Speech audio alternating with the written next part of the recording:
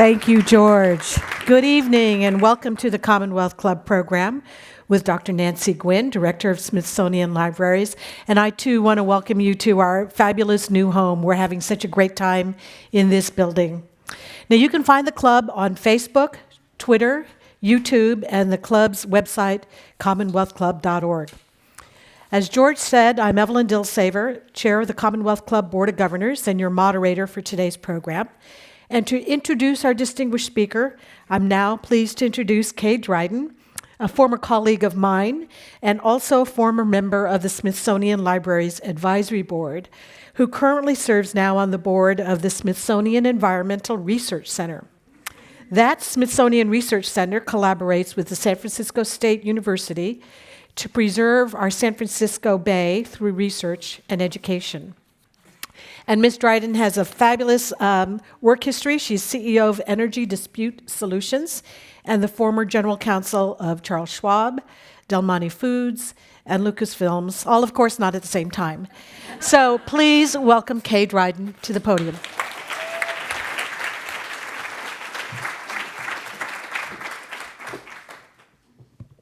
Thank you, Evelyn. The Smithsonian is a vast enterprise. 19 museums, 9 research centers, 21 libraries, and the National Zoo. It's loaded with secrets. For one thing, most of us are only familiar with 1 or 2 of the museums and are hardly even aware, virtually unaware, of the Smithsonian's preeminent role in scientific research throughout the world, vital to our everyday lives. Not to mention libraries at the Smithsonian, a scientific research center right here in San Francisco Bay area. Secrets abound. I have the great pleasure tonight of introducing to you Dr. Nancy Gwynn. She's the very talented director of the Smithsonian Libraries, and she has been there since 1997. She is an Oxford Fulbright Scholar.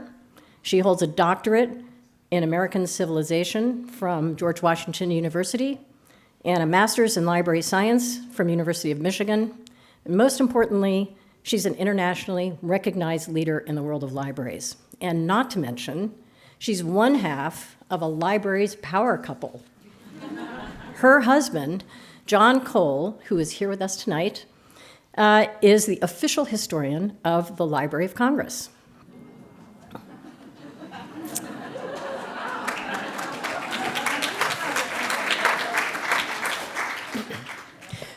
With Dr. Gwynn's inspiring leadership, the Smithsonian Libraries is spearheading some ambitious initiatives, like putting into the palm of your hand all the entire knowledge base that we have about every plant and animal on planet Earth.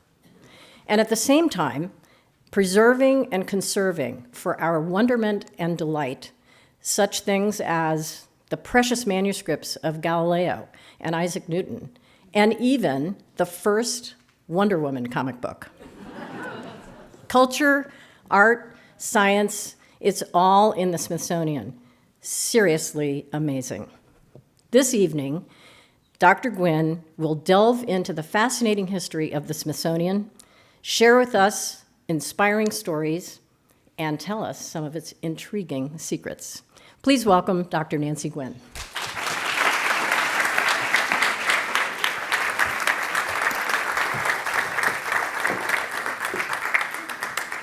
Well, what is a secret?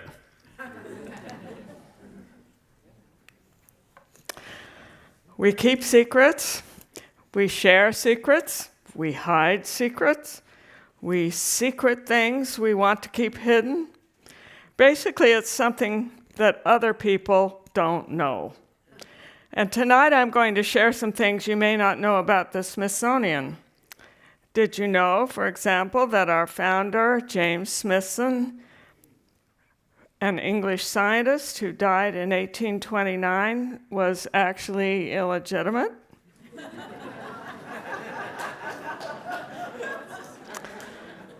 Or that his skeleton resides in a sarcophagus in the Smithsonian's first building, fondly called the Castle?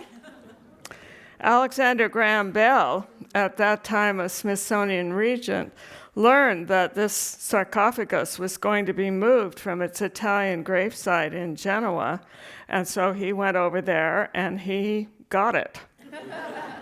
And he brought it back. And even if you knew that, did you know that James Smithson's personal library still exists and is kept intact by the Smithsonian Libraries? You can see, well, you can't because it isn't there. Yes, it is. There it is. It's up there. You can see his signature. The library includes a copy of Smithson's cookbook with page numbers of his favorite recipes penciled in the back. Things like beef collops and pulled fowl. It also had a copy of his handwritten will.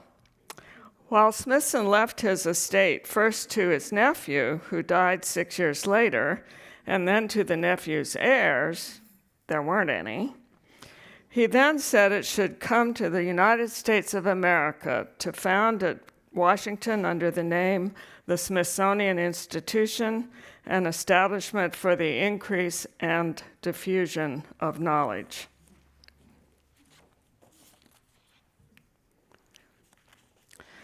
Smithson attended Pembroke College in Oxford. He never married, he had no children, and he lived a peripatetic life, traveling widely in Europe during a time of great turbulence and political upheaval. He was in Paris during the French Revolution, and we know that because we have a letter he wrote to a college friend dated 1794. And he was later imprisoned during the Napoleonic Wars. At one point, a question even arose as to whether his sarcophagus actually contained his skeleton. And it did, in a box in the base. Analysis revealed Smithson to be about 5'6" tall, that he smoked a pipe, and judging by the development of his upper body, he may have been an avid fencer. His friends were many of the great scientific minds of his age, and like them, he believed that the pursuit of science and knowledge was the key to happiness and prosperity for all of society. So here's another secret. How did the United States receive the money from Smithson's estate? Well, with some difficulty. President Andrew Jackson sent diplomat Richard Rush to England to shepherd the paperwork through the Court of Chancery. Do any of you read Dickens? Have you read about the Court of Chancery? It's not an easy task.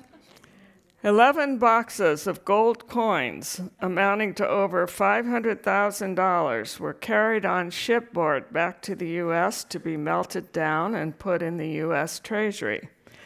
But we nearly lost it again when the Treasury invested the funds in some Arkansas bonds that went belly up.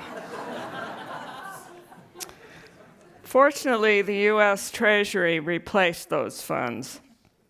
Now, meanwhile, Congress debated about what kind of institutions Smithson had in mind. And in that debate, they determined that his name could have been put on an observatory, an agricultural school and experimental farm, a museum of natural history, a teacher's training school, and lectureships. Some even wanted to use the funds to construct a great national library. You may realize that at the time, the Library of Congress was just a small legislative library in the front of the Capitol building.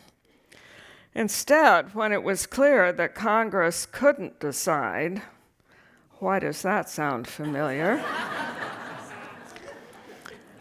A board of regents was created, and Congress gave it to them to decide. And the regents promptly hired Joseph Henry, the nation's foremost scientist, as the first secretary of the Smithsonian, and they gave it to him to decide. Well, Henry saw the Smithsonian becoming a great scientific institution, and we were off and running. Congress also authorized the Smithsonian to spend $25,000 a year on purchasing books. Henry wanted to build such a library, a scientific library.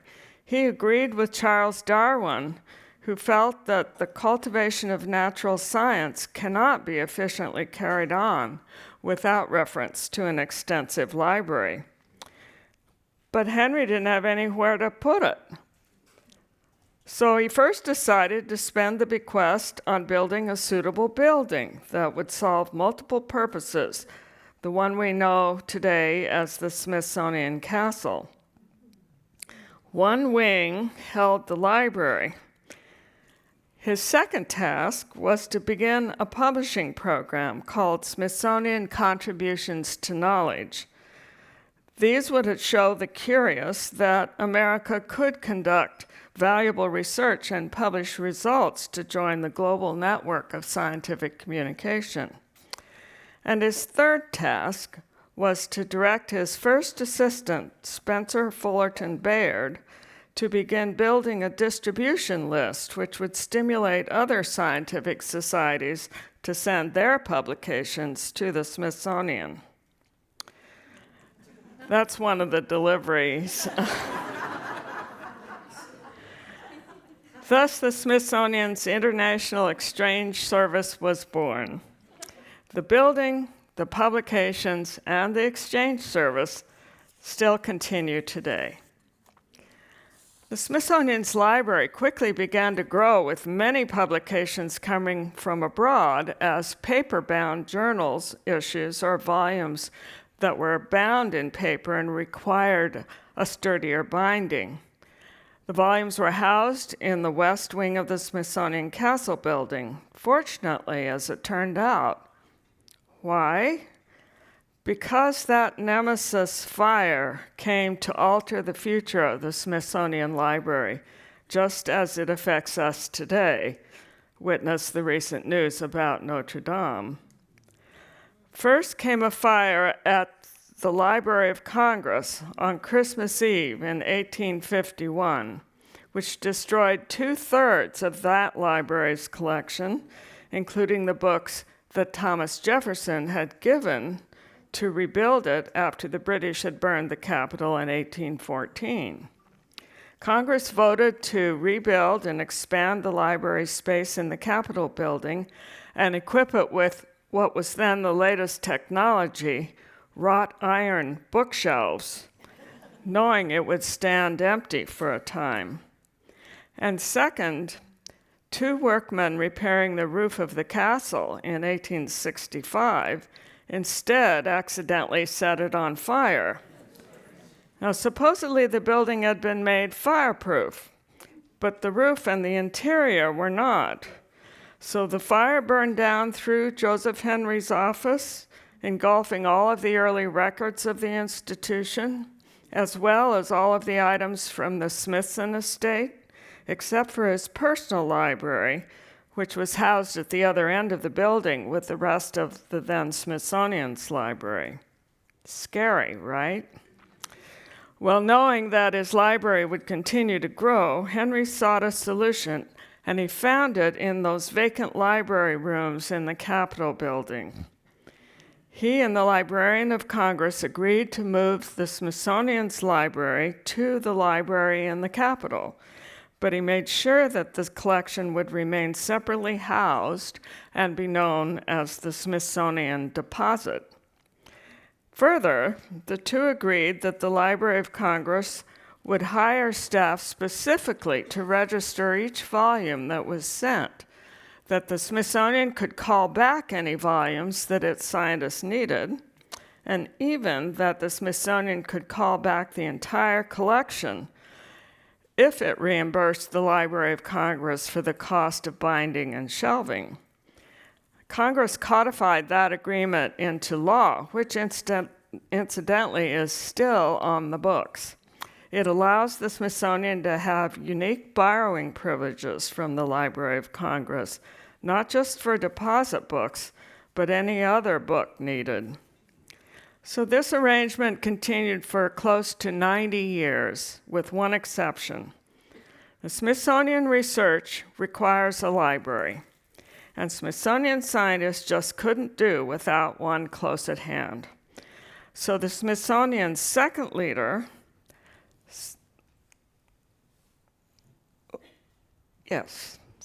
Secretary Spencer Fullerton Baird, himself a distinguished ornithologist, donated his large collection to the Smithsonian to become our working library, and we began to request 2 copies of each volume through the exchange service, one for us and one for the Library of Congress. Now, this service, albeit lessened somewhat by time and technology, continues to this day. The Smithsonian Library houses about 2 million print volumes and continues to receive thousands each year, right alongside our growing digital collections. But enough about the secrets of history. Now remember that a secret is something that you don't know. So here's another modern secret we certainly don't want to keep. The Smithsonian doesn't just exist on the East Coast. It's relevant to you right here in California. Did you know, for example, that the Smithsonian Environmental Research Center operates a laboratory at the Romberg-Tiburon Center, the only coastal research facility located on San Francisco Bay? Or that 24 museums in California are official Smithsonian affiliates, stretching from the Museum of Sonoma County in Santa Rosa to the San Diego Air and Space Museum. Or that there are 10 animals from California living in the National Zoo, including this river otter. In fact, California-related collections reside all over the Smithsonian's 19 museums and 9 archives and research centers, containing over 140 million items from art to zoology, which include a collection just received of 20 million parasites. They fit in a box like this. Now, I'm often told that people don't realize the Smithsonian has a library, so that also appears to be a secret, but we're trying very hard not to keep it. In fact, there are now 21 specialized libraries that serve the Smithsonian, the public, the nation, and the world. Well, so what, you might say? Now, if you think about all the plants and animals in California, you should be thinking about me, or rather about the Smithsonian Library's global project called the Biodiversity Heritage Library. Along with 44 other natural history museums, botanical gardens, and universities worldwide, the Smithsonian Libraries is trying to capture every publication that we can about the world's biodiversity and put it online, freely available to anyone who wants it, anywhere in the world.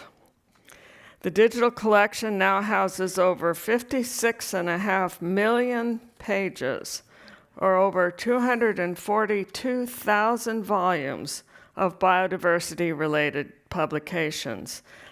And that's not all. Biologists who are out in the field collecting specimens keep what are known as handwritten field notebooks. We also are digitizing those, and through the Smithsonian Transcription Center, we invite members of the public, just like y'all, to help transcribe them into easily read and searched, what you might call still typewritten fonts. Now, if you want to help with that program, you can go on the web to transcription.si.edu. The Transcription Center contains not just field notebooks, but all kinds of manuscript material that we want to have transcribed. I've skipped this one, which shows how the BHL is a global Consortium. So last week, for example, I saw that in the tiny notebook of Vernon Bailey, there on your left, he was a California naturalist who wrote down his trip agenda on a trip to California in 1911, but he'd also jotted down the genus and species he saw, sometimes while riding horseback. And he also pressed small plants he found in the pages to study later, like those ones in the middle. There are other interesting things to do on the transcription site, by the way. I also saw an opportunity to transcribe the inscriptions on the Epiphone guitar owned by James Brown, this one here. It's signed on all four sides and features messages of praise, thanks, and birthday wishes by notable people like Ozzy Osbourne. But those are not the only reasons for Californians to be interested in the Smithsonian and its libraries. Suppose you're a rare plant botanist like Aaron Sims, who works for the California Native Plant Society at the Smithsonian Center on San Francisco Bay that I mentioned earlier. He's constructing an online inventory of all the rare and endangered plants of California. He needs the original descriptions of rare plants, which are only found in the historical literature. And he says that he uses the BHL, the Biodiversity Heritage Library, almost daily. It's where Aaron discovered a rare and endangered species which he named the Ridgway rail, after Robert Ridgway, who was the first full-time curator of birds at the Smithsonian, and the man who's, by the way, pioneering work on color in bird skins, in fact, led to our modern Pantone system. Aaron told us, quote, "I'm pretty sure I exclaimed, 'This is amazing,' out loud as soon as I discovered the BHL. Or suppose you're interested in that large building in San Francisco here called the Palace of Fine Art, which was built for the 1915 Panama Pacific International Exposition. Now, if you sat at your computer, clicked on the Smithsonian's Collections Search Center, you'd find there are thousands of records and images of different kinds of objects, books, and documents for that palace.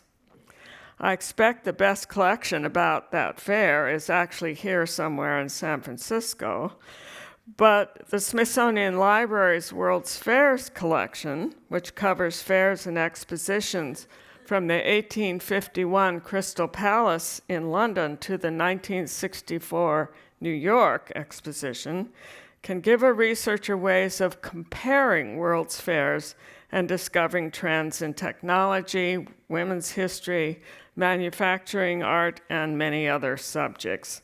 And every year we have fellows who come to the Smithsonian Libraries just to use the World's Fair collection in their books and dissertations. Now, I mentioned the history of manufacturing. How does that relate to California? Well, that's where our historical trade catalog collection comes in. We have about 480,000 items in that collection, which consists of manufacturing catalogs, retail catalogs, company descriptions, broadsides, advertising circulars, all printed publications that cover about 30,000 companies active from the late 19th century to around 1950. For museums, this collection is a goldmine of detailed information about objects in the collection, their manufacturing, advertising, and use. So whether you want to hear about light fixtures, Studebakers, assembly lines, sewing machines, or even coffins, this is the place to go. And for popular culture, we even have the first issues of the Wonder Woman comic book, along with a manuscript collection of her creator, William Thurston. Finally, the Smithsonian is all about education and outreach, and so is the libraries. We have our own education specialist, and she's been developing some exciting initiatives that use illustrations from the library's collections. She works with students in the District of Columbia Public Schools, Smithsonian educators, and others to introduce them to the libraries and how our content can be used to enhance school curricula. So to conclude, I'll simply say that the Smithsonian Institution and its libraries have something for everybody, no matter where you live, work, or play. This was made by Smithsonian staff. It's a representation of our Smithsonian Star to celebrate our anniversary a few years ago. And that little group of people in the red in the middle are our librarians. We consider ourselves at the heart of the institution.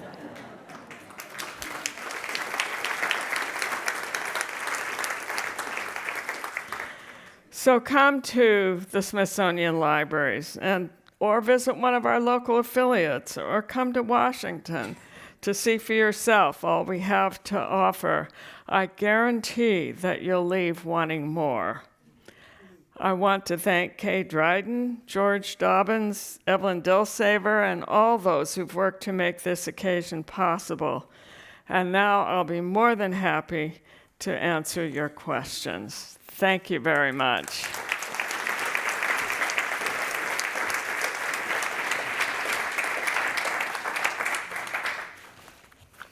Thank you, Nancy. Wasn't that a wonderful presentation? Wow. The slides were fabulous. Great color on the slides. You know, I was reading about the Smithsonian to prepare for this. What you didn't mention is they have a book, the classic book on beer and brewing. I mean, I wanted to know, how many books do you have in that collection? We on have beer and brewing. On beer, well, I couldn't give you a number, but the reason that we have it is because the Smithsonian has hired a curator of beer and brewing in the American History Museum. So, Wow. Suddenly we're into a whole new topic. That happens to us all the time. And we have to scramble sometimes to keep up, so we have the resources that person will need. So it's a good question, which is, how do you prioritize what you're going to focus on and what to go after next in terms of collections? As mentioned, we had 21 libraries, and each of those libraries has a staff that includes skilled librarians. And they are the ones who work directly with the curators and the staff of the Smithsonian. So they keep a very close touch on what kinds of research are going on and what the plans are for the future. And then they tell the central administration, and then we know where to go with our collecting patterns. And how long does it usually take for something like that if a new topic comes up? Well, actually it be doesn't going take through the very process? long. I mean, we can usually build at least a small collection in a hurry. And of course, a lot of things are available through interlibrary loans still, or are digitized, and we can get them very quickly from other libraries and institutions that have digitized their collections. We are part of several consortia that we work with, and we all help each other, and that's how we stay ahead of the game. That's great. In fact, one of the questions from our audience is, how much of the Smithsonian's collection is on exhibit at any one time? The Smithsonian's, that means the whole Smithsonian, the yeah. whole 140 million objects. Well, it's a small percentage, as you can imagine, and you have to realize also that just like we have 20 million parasites, which are never going on display, I hope, we have many copies of certain kinds of items, like Native American baskets or actual money in the National Numismatics Collection. So you wouldn't want to see all of the collection because it would just be duplicates or what would look like duplicates. So we pick special things that that fit certain themes that the curators want to highlight, and then they pick to go with that exhibit the most special things that the Smithsonian has. That's great. And so this individual also want to know, how can individuals like ourselves donate to the museum if we have a collection? Well, we hope that you'll first of all write and tell us about it before It's a good idea. before it lands on our doorstep. That has happened, by the way. The libraries once received a big box, and when we opened it up, it had World War II mementos, so like a German helmet, and I think there was a knife of some sort, and some other things, and no way to return it. There was no return address. So they knew it was something that we would want, right? So we hustled and turned it over to the American History Museum and said, you deal with it. But we get books like that all the time, too, unsolicited gifts. And we select from those what we want for the collections. And then we have disposal routes to send to other institutions so that the books are still valuable and can be used by others. Yeah. If there was a collection you would want, what would that be? A collection we would want. Well, I think we would want to have a scientific collection, a historical, scientific, and technology collection, because we are all about science, and 5 of our libraries are science libraries. We have one of our rare book libraries is a history of science and technology. Right. So sometimes those kinds of books are hard to get because they're not necessarily things people would save as specialties. And so we're always looking for that kind of collection. So if any of you in the audience have those kind of books, please remember. Yeah, but let us know first Yes, before you let us send know. it. Let us know. What are the most visited libraries today that within your collection? Oh, the most visited library today. Probably this year, I would say it's the library of the National Museum of African American History and Culture, because it's obviously the new kid on the block. It does have a fabulous library, which we had started to collect for long before the building was built. When was the building opened this last year? long ago? No, 2 years 2 ago. years ago. Okay. Okay. So it's still very new, and people still want to visit it and visit it a lot. Yeah, that's great.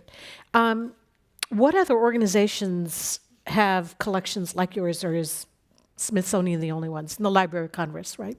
Well, it depends on if you're talking What you're about talking object collections or book collections. We're certainly not the biggest book collection in the world, or even in America. The university libraries have much bigger collections than we do, but academic libraries also support classwork, and so they have volumes sometimes in duplicate because they're supporting a lot of students. We, for example, don't collect in literature much at all. Okay. We have a few things because they drift in, and a few of them are valuable for one reason or another. But there's no program in the institution that really focuses on literature, so we just don't collect in that area. That's interesting. Well, along those lines, you mentioned the universities. Many colleges are rethinking their libraries since so much is now online. What do you think the future of libraries will be for these universities? I think the future of libraries is still very strong because people tend to think that everything has been digitized, but actually only about 1% or 2% of publications have been digitized. And so we're still taking in, several thousand books a year. Big university libraries taking in much more than that, because much of the world still publishes in print. So, but along with that, we consider digital publications just another format like microfilm or video or something that we collect alongside of everything else that we collect in the way of print publications. So it's the thing about digital is you've got to have the platforms to make it accessible and searchable, and that is a little more difficult and perhaps a little more expensive than general book collection. Right, right. And of course, that naturally leads, if you've got a digital collection, how do you back up your work? Well, we're fortunate that we have a Smithsonian office called the Office of the Chief Information Officer. And they are the ones who do the backing up and taking care of the digital files. They've been doing that for a long time, and we are, for example, one of the places that has the entire file of the Biodiversity Heritage Library, which is huge. But the institution has committed to being one of the places that will take care of those files, those digital files, now and into the future. So we're very fortunate that we have that kind of support in the institution. Well, along those lines then, as libraries become more digital and universities, how does that change the role of a librarian from when you started out and what you're doing today? Because it's still a career, it's still a profession. Oh, it's a big career and a big profession. And nowadays, we want to hire people who come in with those kinds of digital skills so that they can actually lead the museum people. Many of them don't have the kinds of skills that the librarians do. So we are resource people for that, and we give classes for museum staff and what's available to them, because many of the times they just don't know. So I've wandered away from your original question, so not quite sure what it was. Well, it was just about the career of the librarian today, and what additional skill sets do they need to actually do? Well, they need to come in. We very seldom hire somebody right out of library school, for example, because we need people with experience and expertise so they can be slotted right into our services. Some of our libraries only have 1 or 2 people in them, so they're on the spot and need to be able to handle any kinds of questions that come along, and also be able to teach the museum staff what is possible for them to get. So we hire experienced people, but library school curricula have changed immensely, certainly since I was in library school, when our introduction to the electronic world was a list of terms that on a piece of paper that they thought we might need to know when we took our first jobs. So, COBOL and and that was my introduction. But nowadays, there's many courses in library schools that teach those kinds of skills to the students. And I'm on advisory board for the University of Michigan Library School, and I see what they're doing, and I am just astounded at the kinds of classes they have, at the opportunities that the students have to learn this stuff, because it's really quite remarkable and way beyond me, I might say. Yeah, I just was with my grandkids this weekend, and it's amazing. At 3, they're swiping everything on even the TV. They're swiping the TV. That's Okay. why I have peeps. I have people who can do these things. Oh, I thought you meant Peeps, the ducks. Okay. So it's a long history, and you told one deep, dark secret, which was the potential illegitimate founder. Yes. What other deep, dark secrets exist in the Smithsonian? Deep, dark secrets. Well, at one point, there was a mystery novel that came out that spoke about a tunnel underneath the mall from the castle to the Natural History Museum. And that figured very largely in that novel. Well, there is, in fact, a tunnel that goes from the castle to natural history. But it's a steam tunnel that carries the HVAC for the buildings. And I suppose one could walk through it or maybe crawl through it. But it's not something that is a normal passageway, shall we say. Yeah, that's great. So that tunnel, I think, is another deep, dark Deep, dark secret. There also used to be, in the very early days, Joseph Henry and his family lived in the castle. And we had for a while, if you recall, the castle has these towers, and we had curators who lived up in those towers. So if we can think about the fact that the institution was founded in 1846, and Washington was kind of a malarial swamp at that time. Well, it still So is. there weren't Sorry. who said that? Yeah. I don't know. Yeah.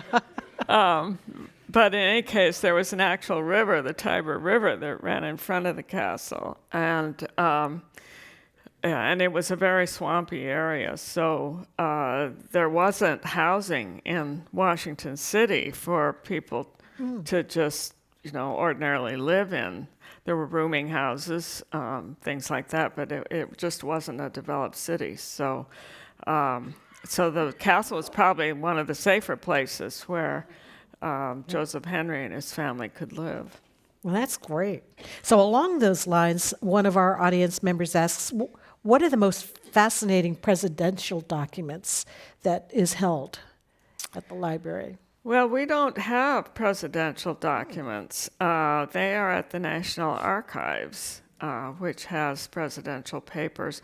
The first, I can't remember how many presidents' papers are actually in the Library of Congress, but then when the National Archives was built, then they started going there. So we don't have presidential papers, manuscripts.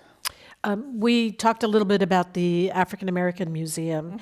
And again, another question is, have you ever thought about a museum devoted for women? With women's topics? Yes, and we issues? have. Just about every year for quite a few years, there has been legislation offered in Congress for a national museum for women. It hasn't yet gone anywhere, but you never know. We need to have more women in Congress so they could vote that in, I guess. Huh? It could Yeah. happen.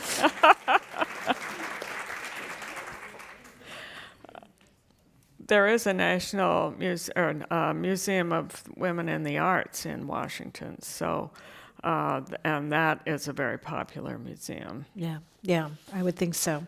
Now, during the government shutdown, the Smithsonian had to shut down, right? You bet. So could you talk a little bit about the funding for the Smithsonian? Well, the Smithsonian did have to close because 65% of the staff of the Smithsonian are federal. But the rest are what we call trust employees, and they're paid from the proceeds of the Smithsonian Endowment, the original bequest, and how it has grown over the years. And the trust employees were supposed to continue to work. And they did, but they meant a lot of us teleworked, because I did go into the museum one day, and there wasn't anybody there, and it was so spooky. I decided that I would telework like everybody else was doing. And so there was a lot of activity and a lot of work happening during the shutdown. But the federal employees were instructed not to work and not to use social media, not to read email, and not to do anything. Now, whether they followed those rules or not is something I couldn't say. But it was not easy, and of course the problem is they weren't getting paid. Right. And so until it was hard on a lot of the staff whose salaries weren't generous, let's say. Right, right. So if a portion is funded by the government, then you get donations from everybody else? Right. Families. We're about 65-35 ratio of government funding to private funding. And of course, 2 years ago, we completed our first ever comprehensive fundraising campaign, where the Smithsonian raised over $1.7 billion to fund its operations. And we were part of that, and we happily raised about $11 million. Now, a lot of that money is in bequest form, so it isn't that we're going to realize all that money immediately. But it was nice to know that the people in the nation were willing to support the Smithsonian. As I always say, it belongs to the people. It's the nation's museum, and I'm biased, of course, but I always feel like that we deserve that kind of support, because we're open to the nation. Free. That's wonderful. That's great. And so the families, somebody mentioned here that the Sackler family has been very generous to the Smithsonian. Yeah. Today's public is very much aware of Oh, yeah. their funding. So how do you guys control something like that? Well, the branch, as I understand it, the branch of the Sackler family that supports us is not the branch that was dealing with there you the go. opioid Issues. crisis. But nevertheless, the institution is not accepting money from the Sacklers right now. So waiting for, the whole issue to sort itself out. Yeah, that's great. Another question, are all the collections in English? Well, no, but I would say that they're predominantly in English. I mean, if you think how we're serving primarily the Smithsonian staff, that is our first and primary constituency. So by and large, the collections are in English, but we do have other languages in some areas as well, particularly in the library that is supporting the Freer Gallery of Art and the Arthur M. Sackler Gallery, which are Asian museums, and so they have big collections in Japanese and Chinese and other Oriental languages. Yeah, that's great. Has any thought been given to establishing a DNA collection? In other words, notable people, species? You've got your viruses and parasites. Not for humans. Certainly, for animals, there's genomic. There's a whole genomic program. For that. Yeah.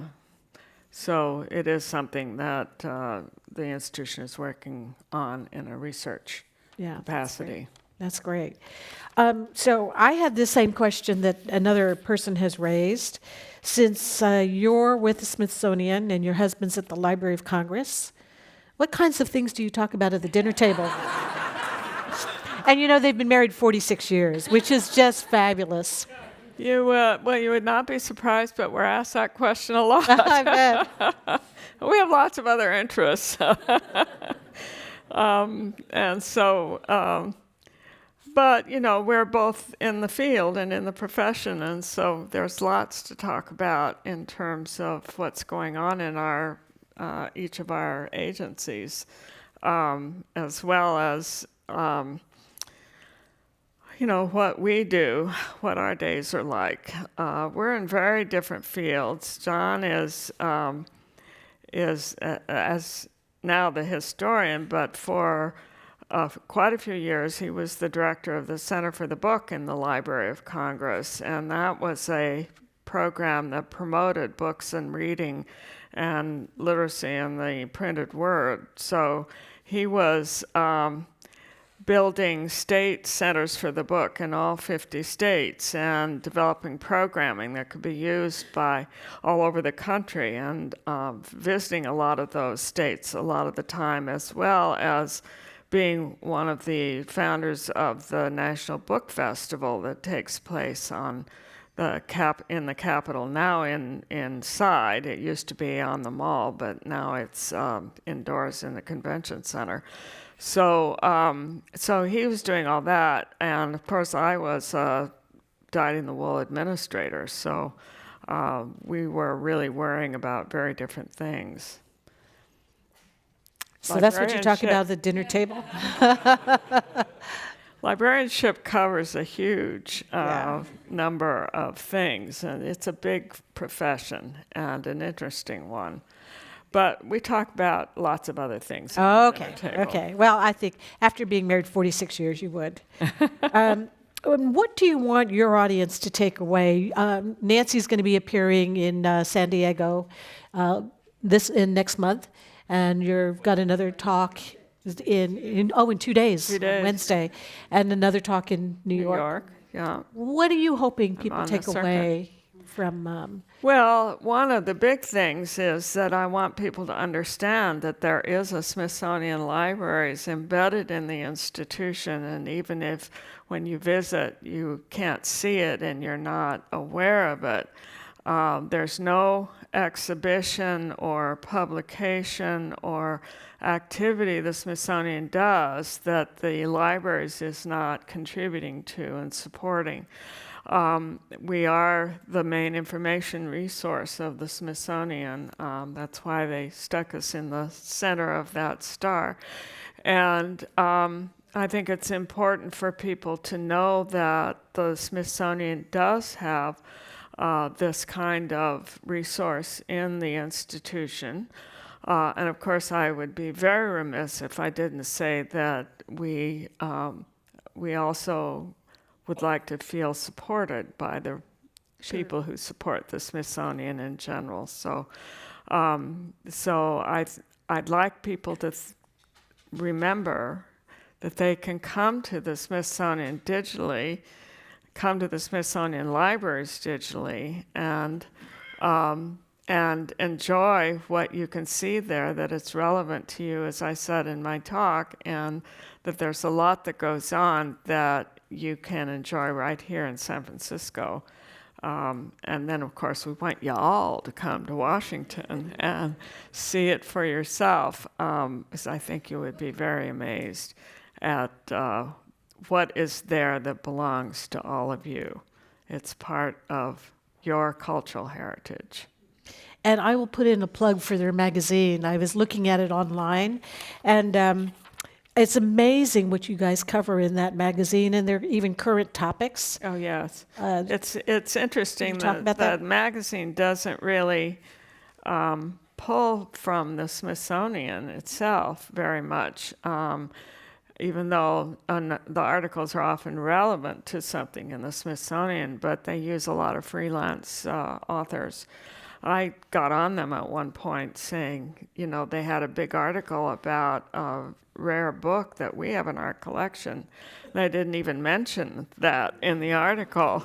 So I called up the editor and said, now look, you really need to remember that the name of the magazine is Smithsonian, and then you need to keep making those connections. References. Yeah. Well, today's But it's a article. great magazine. It is a so- great magazine, yeah. Today's article was about if Thanos, in the Avengers, if he really clicked and wiped out half of life, how would Earth fare afterwards? And it was a great article about what would end up happening Yeah.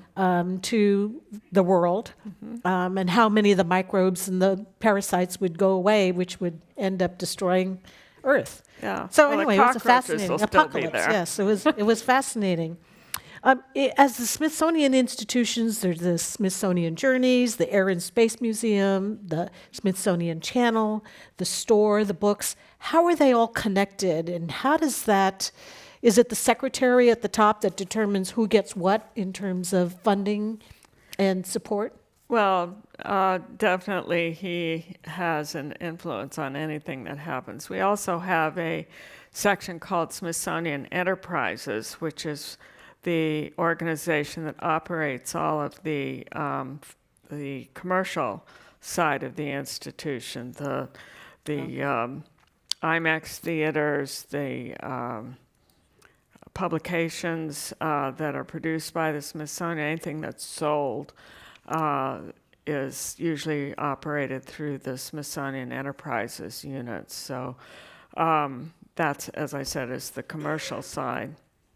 And they operate the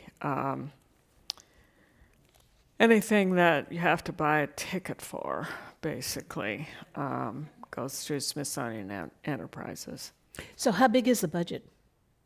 Of the Smithsonian? Yeah. Well, it's just reached over $1 billion. Okay. Wow.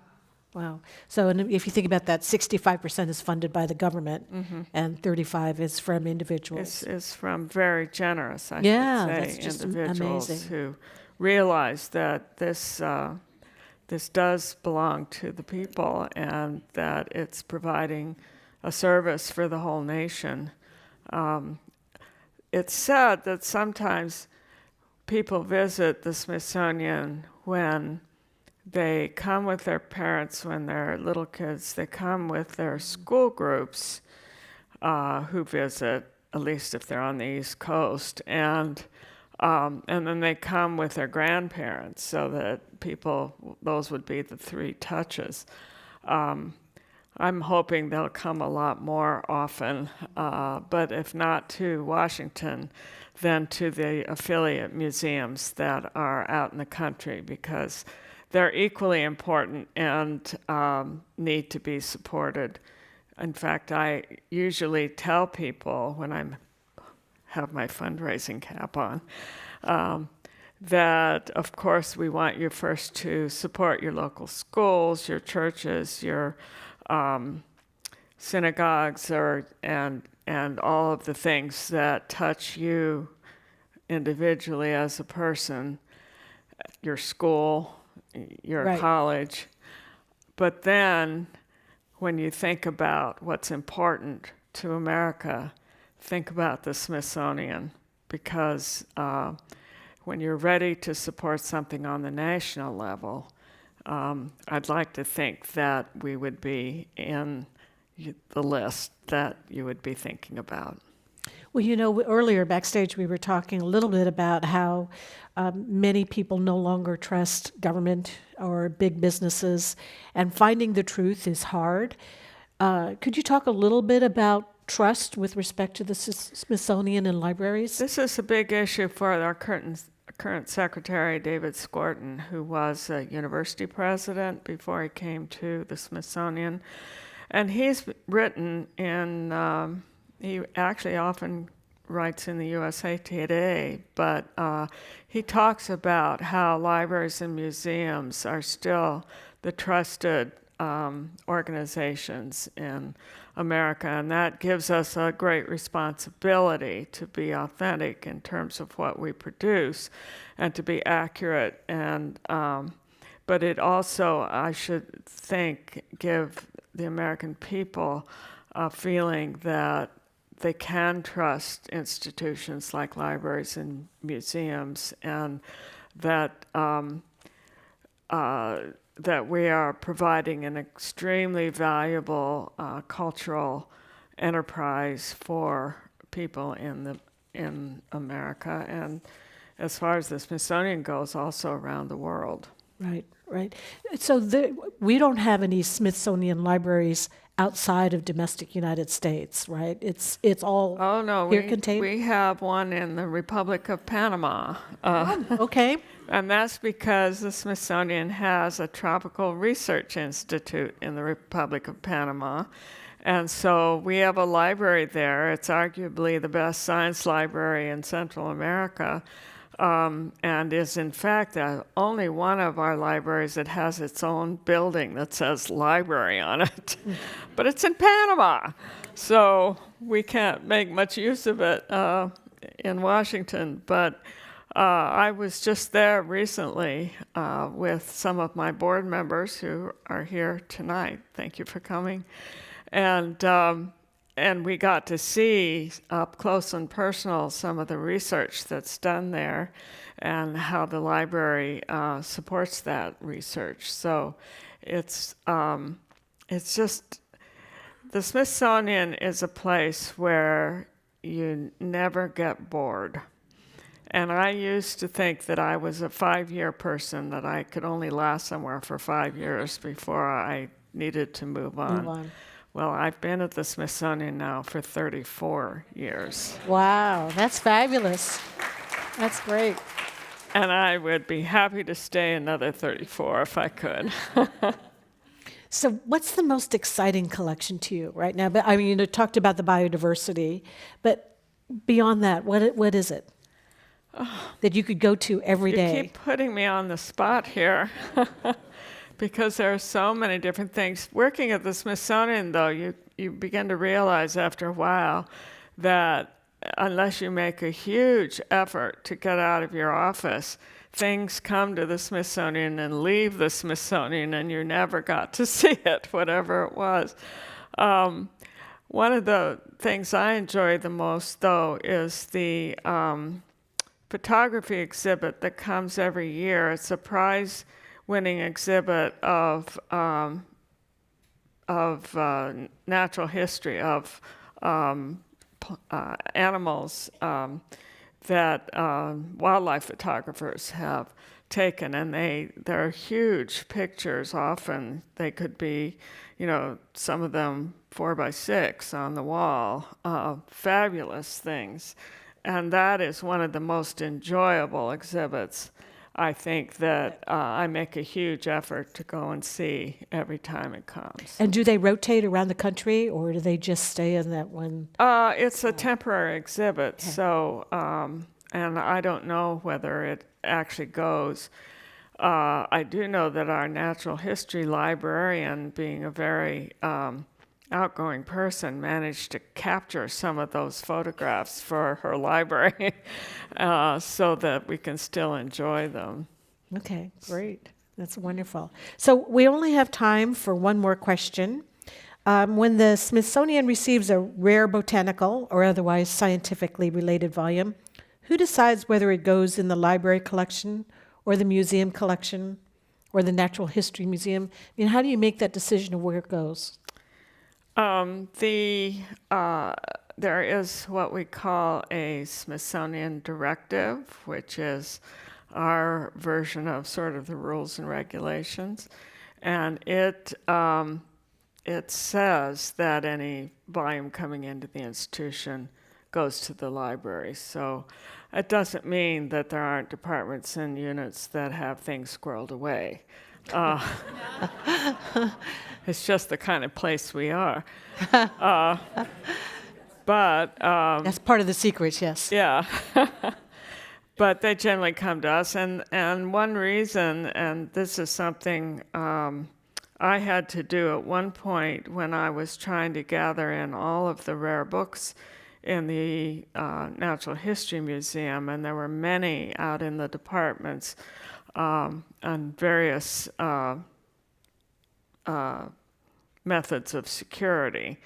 And I actually had to go around once we had our official rare book room that had a climate-controlled vault, and gather those in. And at one time, I went to one of the department heads and I said, I've come to collect your books. And this was after several weeks of their saying no. And so I went up and he said, well, here's the key. And so we got them, but we had the space for it and we had the climate control for it. And so I think now there's no question about our ability to safeguard the collections and also to make them visible and useful and accessible to anybody who needs to use them. Well, that's the exciting part, right? Because the Smithsonian is really for us. It is. And for us to be able to access. So thank you again, Dr. Nancy Gwynn, Director of the Smithsonian Libraries. We also thank everyone here, as well as our audience on the radio, television, and the internet. I'm Evelyn Dilsaver, and now this meeting of the Commonwealth Club, the place where you're in the know, is adjourned.